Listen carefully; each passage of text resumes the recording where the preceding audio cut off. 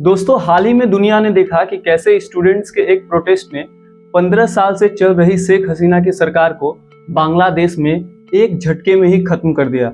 सोचिए, सिचुएशन इतना ज्यादा खराब हो गया कि 3 बार की प्रधानमंत्री जो 15 साल से किसी देश की प्रधानमंत्री है, उन्हें अपना देश छोड़कर भारत में शरण लेनी पड़ी। तो स्टूडेंट्स का प्रोटेस्ट कितना बड़ा होता है, इसका अंदाजा आप इस घटना से लगा सकते हैं। पर क्या आप जानते हैं, भारत में भी एक ऐसा दौर था जब तब के वर्तमान सरकार के लिए छात्रों का जो आंदोलन था वो अपने आप में एक सिर दर्द बन गया था।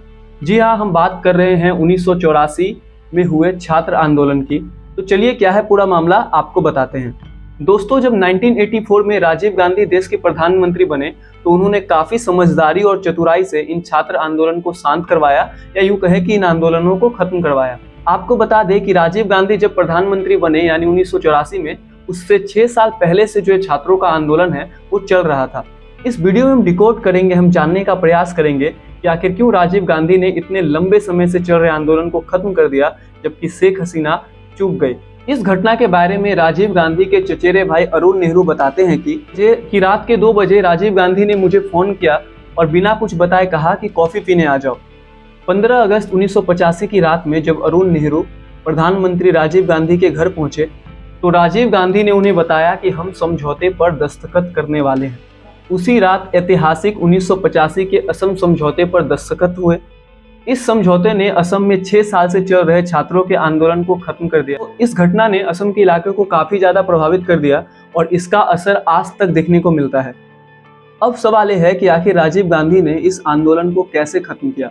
साल 1985 का था और 1 साल पहले ही राजीव गांधी भारत के लोकतंत्र के इतिहास में सबसे ज्यादा बहुमत से चुनकर सरकार में आए थे।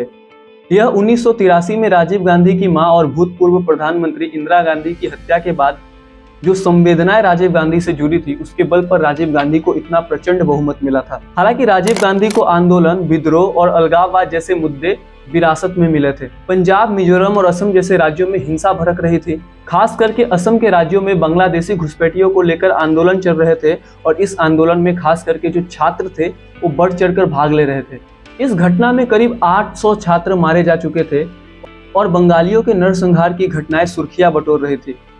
तभी राजीव गांधी ने, जो अभी अभी कुछ दिन पहले ही अपना पदभार संभाला था, चतुराई से इस आंदोलन को खत्म करने का प्रयत्न किया। आपको बता दें कि यह देश के सबसे कठिन मुद्दों में से एक था। दोस्तों, हालांकि मैं आपको यहाँ पे बताना चाहूंगा कि तब राजीव गांधी पे बहुत ज्यादा दबाव था, लेकिन दबाव के बावजूद उन्होंने अपना हौसला बनाए रखा। जैसा कि हम पहले बता चुके हैं कि 15 अगस्त 1985 की रात को असम समझौते पर हस्ताक्षर किए गए थे। प्रधानमंत्री ने ऑल असम स्टूडेंट यूनियन यानी AASU, आसू जिसको बोलते हैं, और ऑल असम गण संग्राम परिषद यानी AAGSP के छात्र नेताओं के साथ अंतिम समय में दबाव की रणनीति अपनाई।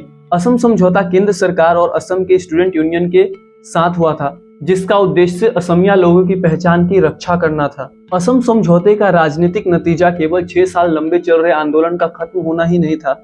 इस समझौते से असम में एक नई सरकार का गठन हुआ, जिसमें आंदोलन के नेताओं ने एक पार्टी बनाई और बाद में चुनाव जीतकर सत्ता में आए। यहाँ एक बात ध्यान देने योग्य है कि राजीव गांधी द्वारा इतने लंबे समय से चल रहे छात्रों के आंदोलन को खत्म करना एक बहुत बड़ी उपलब्धि थी, जिससे शेख हसीना को सीखना चाहिए था।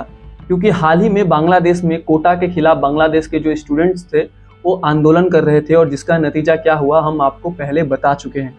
76 साल की शेख हसीना 15 साल से प्रधानमंत्री थी और सरकार चलाने का अनुभव था, जबकि इनकी तुलना में राजीव गांधी के पास तब उतना अनुभव नहीं था। इसके बावजूद उन्होंने बड़ी ही समझदारी और चतुराई से छात्र आंदोलन को खत्म किया और इसका एक सकारात्मक प्रभाव देखने को मिला। बहरहाल, अगर शेख हसीना भी राजीव गांधी से कुछ सीखती तो आज उनको भारत में शरण लेनी नहीं पड़ती।